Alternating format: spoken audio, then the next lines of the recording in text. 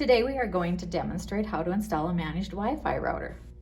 Locate your ONT so that you can connect it with the managed Wi-Fi router.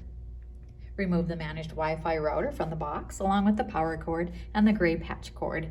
The managed Wi-Fi power cord should be plugged into the back of the managed Wi-Fi router, and the other end should go into a wall outlet.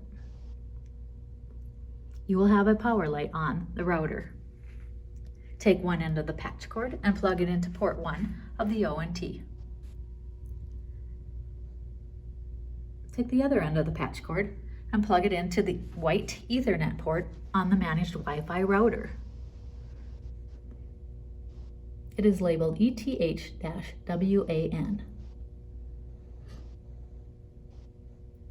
The broadband light will come on. The service light will be red for a few seconds,